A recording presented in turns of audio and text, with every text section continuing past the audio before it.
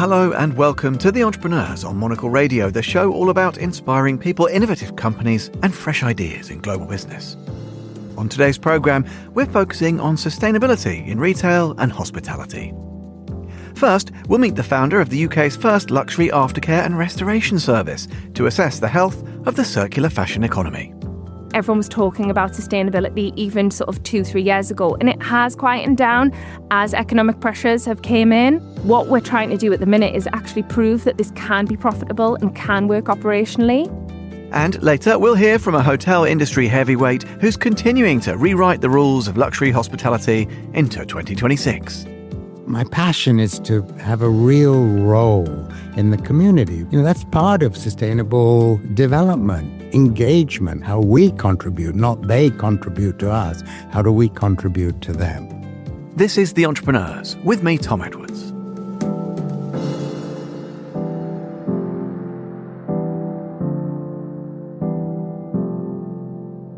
You're listening to The Entrepreneurs. Charlotte Staerck is the founder and CEO of the Handbag Clinic, a restoration and repair business that's given new life to more than 100,000 handbags over the past decade. Since its beginning, Charlotte's grown the brand into a leading destination for resale and sustainable luxury with a strong online presence and a permanent concession at Selfridges in London, just around the corner from Monocle HQ. A respected authority on craftsmanship and authentication, Charlotte advises major auction houses, including Sotheby's and Bonhams, and has worked with the National Crime Agency on counterfeit prevention. She stopped by at Midori House to discuss circular fashion and the future of sustainable retail. Charlotte began by telling me about the start of her journey. So I've been obsessed with handbags and kind of desired a designer handbag as long as I could remember, and it just never felt possible for me. I'm from a very small town in northeast England, a village, and that just didn't feel possible. And I would save up money and I would buy a handbag. So my goal was to get to a Mulberry Bayswater. So I would save up, got my first bag, and then I realised that if I saved up a little bit more and then sold that bag on eBay, I could then put that together and buy the next sort of level up in my books. So I did that from being sort of 15, 16. And then I happened to, in a bar in Newcastle, meet somebody who made a leather cleaner and leather sort of conditioning balm and paints and dyes for leather. So it kind of serendipitously came together, and that's how the Handbag Clinic was formed, and it just felt very natural, really. There was kind of no one big moment. It just sort of, it feels like it was waiting to happen.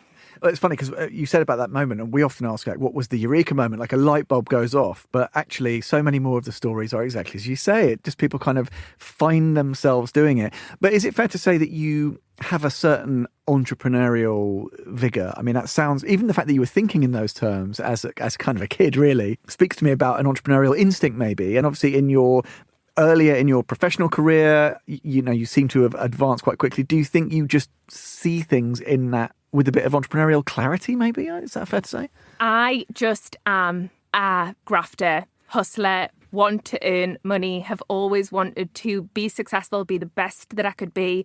If I was working in a job and I knew that that's what I needed to do to get the next level, that's what I did to get the next level.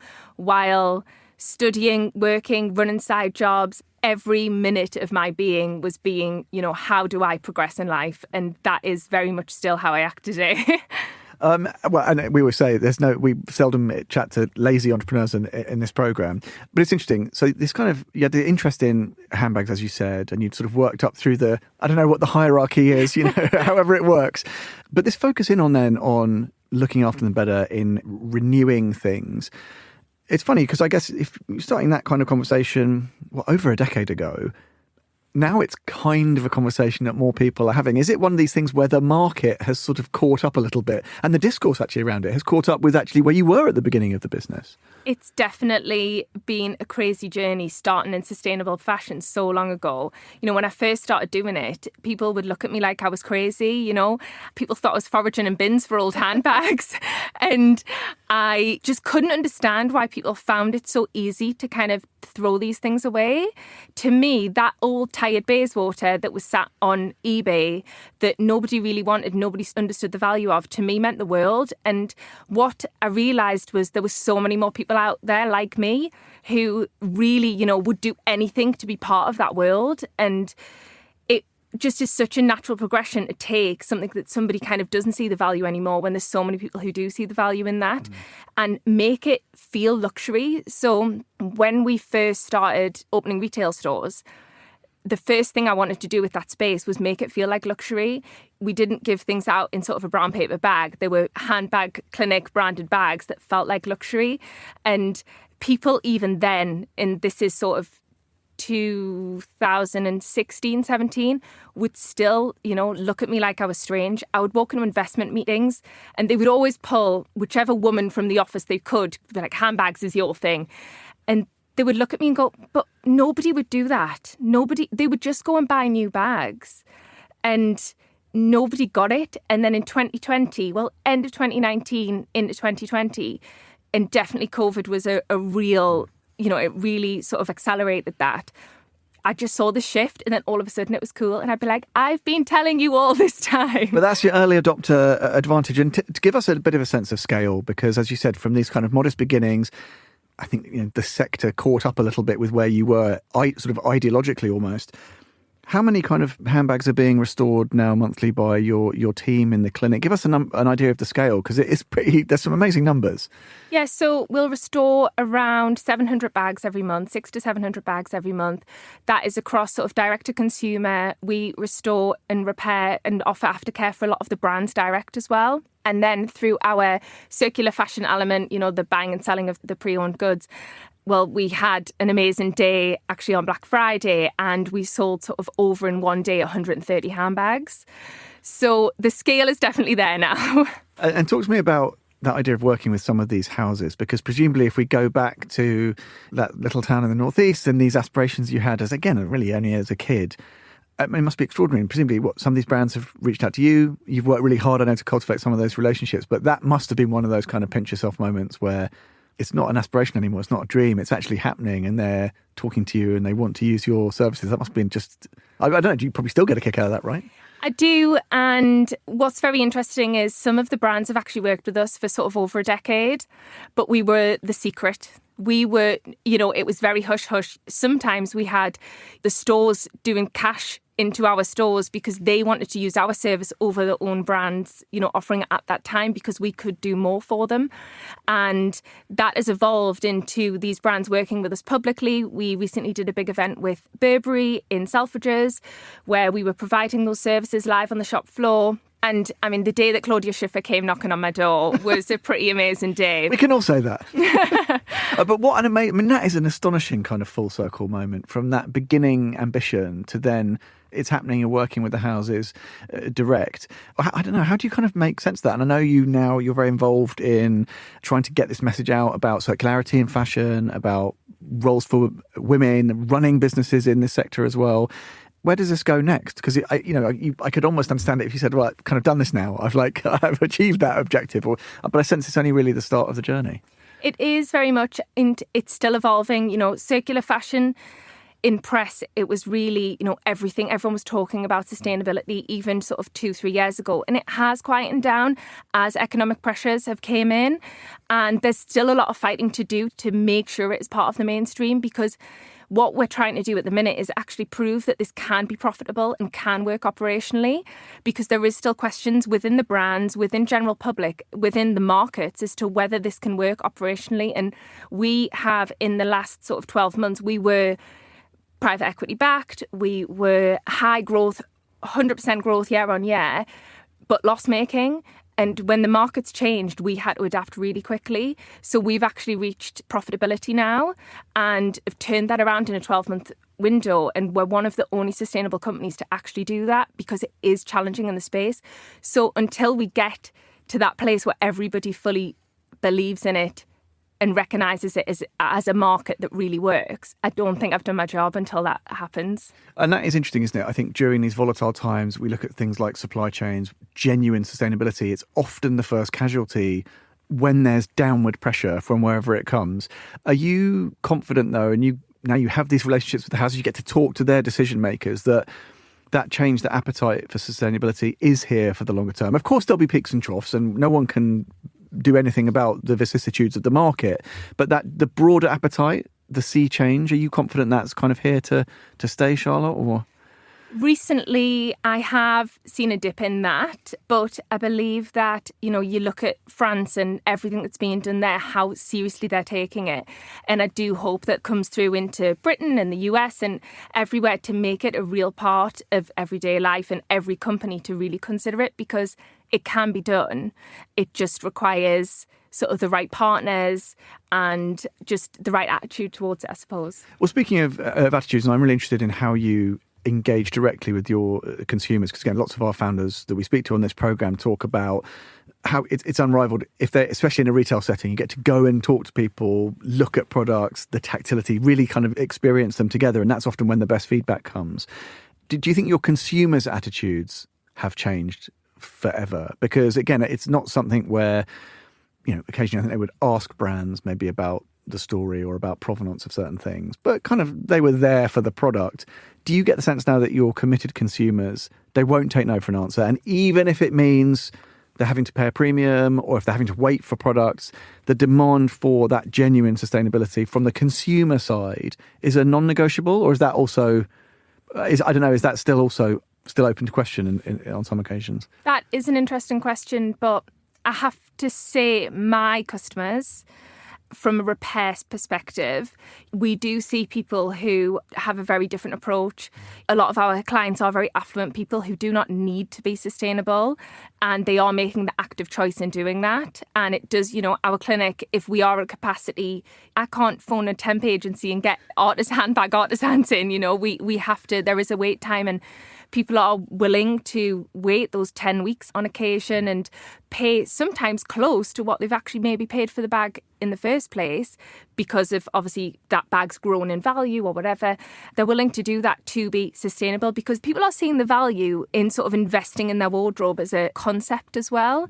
So they're more likely to invest back rather than just buy new. And that's funny, because we were actually chatting before we started taping about, there's Monocle's approach to this and this idea of buy less but buy better.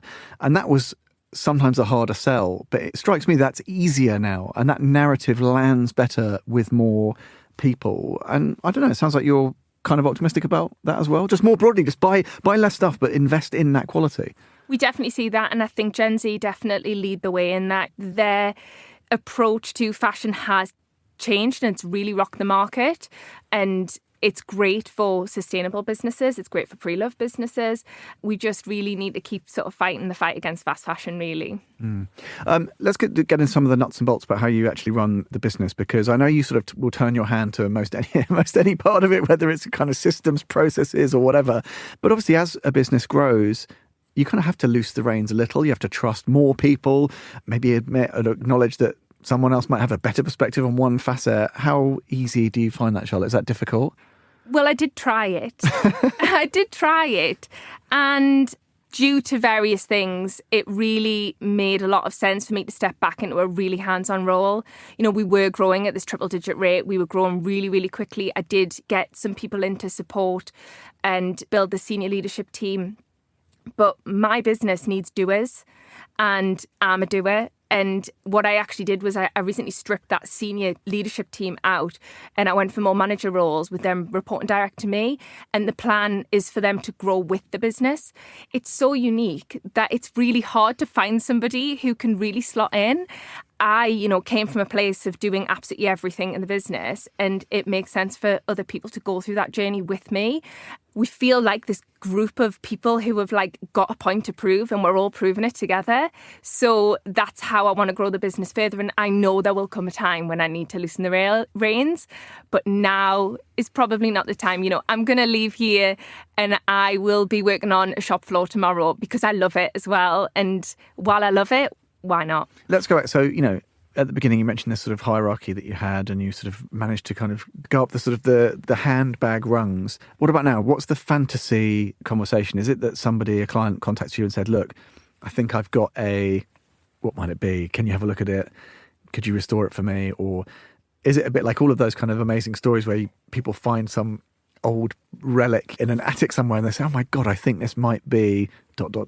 Is there a kind of a fantasy find or the dream client or the dream product still out there that you haven't yet got to kind of work on or work with so far? Well, we've done Claudia Schiffer and we've done Kate Moss. So for me, I'm pretty happy with those.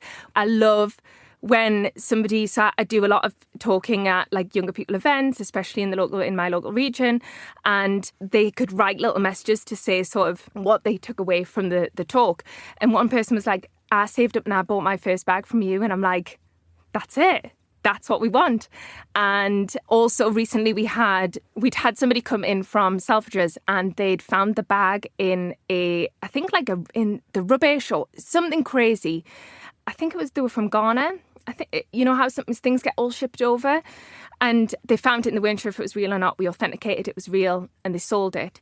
And it was kind of like maybe £350.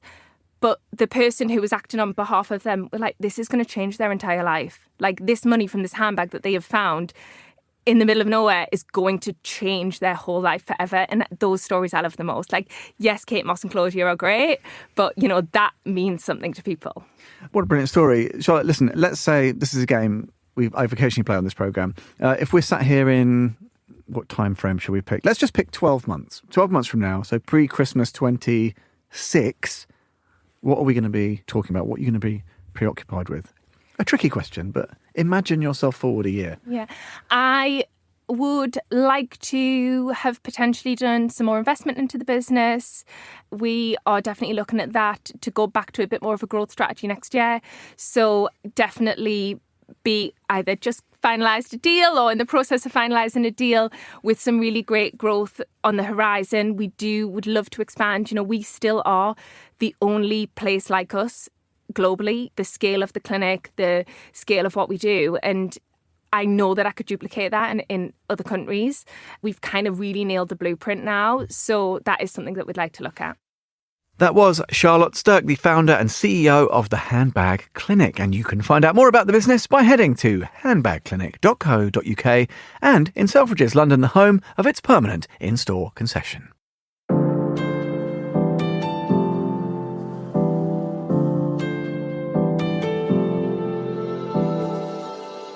You're listening to The Entrepreneurs. Neil Jacobs is a strategic advisor to the Capella Hotel Group and one of the most influential brand builders in global luxury hospitality. Formerly the CEO of Six Senses, Neil has spent decades shaping hotels with sustainability, well-being, and a deep sense of place at their core. Today he also advises on new concepts through his venture Wild Origins. Monocle's Emma Nelson caught up with Neil to discuss the changing expectations of luxury travellers, Capella's sister brand, Patina, and the importance of imagination in modern hospitality. Emma began by asking Neil how sustainability can be really stitched into a hotel's culture rather than treated as just a selling point. Hotels are doing it better. As an industry, frankly, we have a shocking reputation with sustainable practice, and it's rarely part of the culture of larger organizations or any kind of group with some scale. You've got individual hotels out there that do it very well because they may be family owned and people really care about it. But the bigger corporate groups, they're doing a bit of the data-driven stuff now, but on the ground, actually doing it, it's not a great reputation. Has anybody thought, you did it a lot with Six Senses. I did a lot, yeah. How did you actually approach it, given the fact that it is not the biggest hotel group in the world, but it is expanding, and it has been expanding at speed under your stewardship. How did you make sure that everything ran congruently? Well, it's a very good question. Firstly, Six Senses is coming up to 30 years old as a brand. Yeah, so I had it for half that time. But the founders, even back then, were doing things before anyone was talking about sustainability. So they had organic gardens, they were recycling, they were doing things. So we just built on that because it was something, and was part of the reason we bought it, because we really cared about what was happening. The key to it, as you say, I'm a great believer in a lot of decisions being made in the field and having people in the field own, be part of the big initiatives. Sustainability, it's got to come from the top, because hotel general managers haven't grown up with this kind of practice or don't understand the science of it. So it has to come from the top. On my watch at Six Senses, we introduced sustainability directors at every property. And, we have, Six Senses has 28, 29 properties today with another 25 on the boil. So the sustainability director was responsible across all departments. We then brought in a head of sustainability at corporate level who they all reported into. So it became a thing. The culture was born of it. It was coming from the top. People were bonused and rewarded by how well they did. There were certain things. And it kind of changed the energy around the topic as a whole. You've left Six Senses and you're now the senior strategic advisor to Capella. Yep. Which has a rather marvellous title at the moment. It is the best hotel group in the world. Yeah. So where do you take it from there? Because from the top, there is usually only one way down, and I suspect that that's probably not what you wish to happen. Not at all, no. I think my role here is one, I've known the owners of the brand for over 20 years from my time in Singapore, and there's a lot of trust and open conversation with them. I think there's a lot of great things that they've done with Capella and will continue to do. It's got some traction now. There's 10 operating hotels. There's 2-3 per year that are coming along. So there's a rhythm to it. We need to do more well-being in there, and that needs to become a stated objective of the group. And we're in the process of imagining 2 approaches to well-being, because we have 2 brands, right? And we don't want them to be the same. So Capella will focus on certain things. Patina will focus on others. We're introducing a different approach to sustainability, which happens quite well at many of the hotels and less well at some of the others. So the organization that I just mentioned that we had at Six Senses, we'll repeat some of that to just have the human resource piece of it in place. So we're going to blow out those initiatives. We're going to focus as much on Patina as Capella, which hasn't been the case in the past, because we see Patina as an interesting segment of the industry. People generally talk about lifestyle hotels and then they talk about luxury hotels, but they're not the same. We see Patina as being at that intersection of being the fun, having the vibe, having the energy, the music, the art and whatever that you would get in a lifestyle hotel, but at a luxury level. There's no reason that the two can't intersect. The customer is different today. What does a customer want now? From looking back to the fairly large amount of shoe leather that you've worn out doing your job. That's very polite. What are you learning about how customers are changing and what clients want? And also what a hotel can offer that differentiates itself? Well, therein lies the issue, right? I have my normal speech about the state of the luxury hotel business, which, you have the traditional luxury brands, all of whom are very good, and the food's good, the service is good, the bed's comfortable, and so on and so forth. But it's not enough, at that level of the market, that's a given, and yet people still want to talk about intuitive service. I mean, it's so boring, it's what the customer wants today, particularly in the last 5 years, 7 years. They want personality. They want individuality.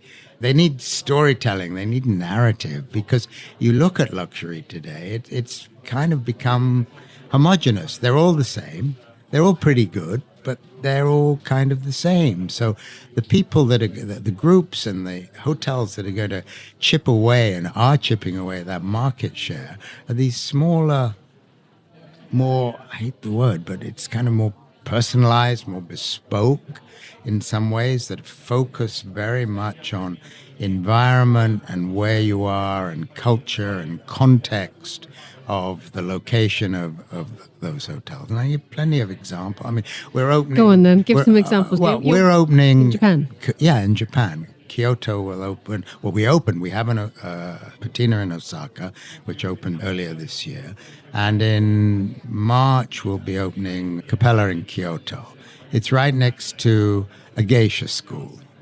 So we have been on the ground there for 15 months, kind of digging around and what are the activations? What are we going to be able to offer the guests that other hotels can't offer? You cannot access that geisha community. However, given that we're the neighbor and lots of talk and lots of invitations and so on, we've managed to gain access to the private tea rooms where the real geishas and the trainee geishas go and have their tea, and we have been allowed to access those units and bring our guests there and talk to the geishas and just this is a big deal for Kyoto. The location is right in the heart of the old town. Geographically we're there. So it's things like that kind of actually make the difference. And it is probably the first time that we've heard the word authenticity actually having a proper meaning behind it, because everybody talks about authenticity and it's like one of those words. We've been asking people what words would get rid of the lexicon, and the word authenticity, elevated, all that kind of stuff comes through. But the idea that you have to represent a place with the hotel that you offer, while at the same time being very respectful, especially in somewhere like Kyoto, the geisha school, that you have to make sure that you two are good neighbours. Yeah, for sure. But, to me, that's the richness of what we do.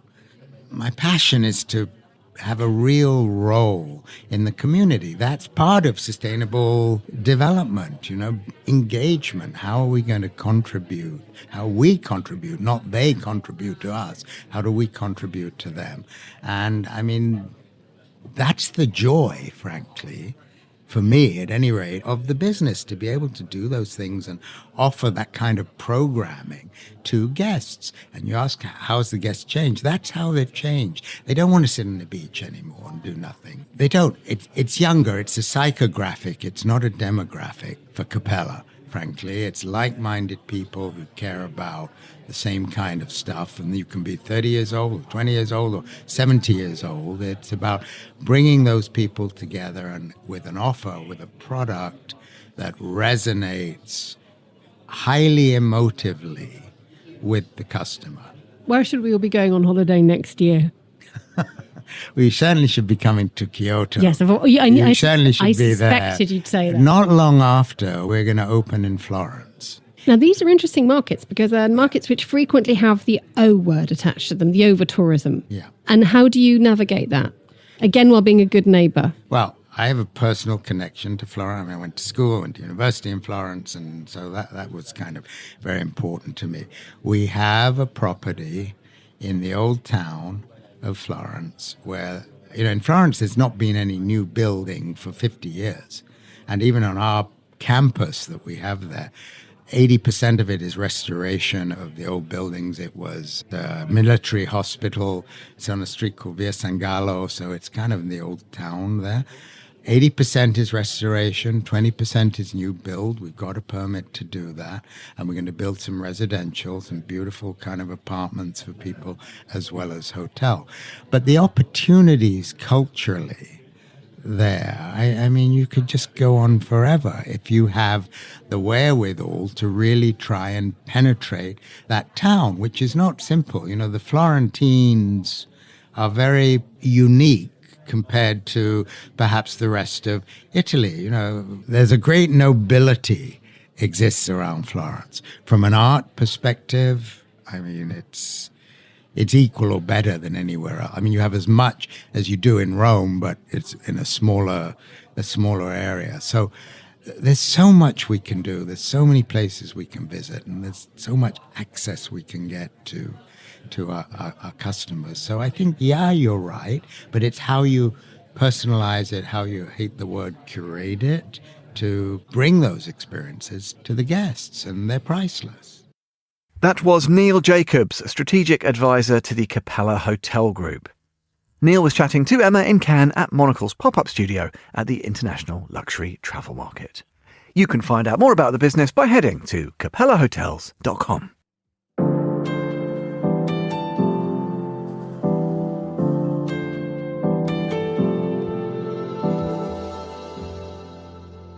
And that's all for this episode of The Entrepreneurs. We'll be back at the same time next week. The programme's produced by Laura Kramer with audio editing by Jack Dewars. You can listen again and find out more about the show at monocle.com.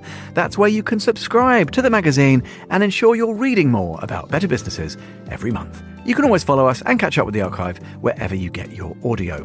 If you'd like to get in touch with the team, do email Laura. She's on lrk@monocle.com. I'm Tom Edwards. Goodbye and thanks for listening to The Entrepreneurs.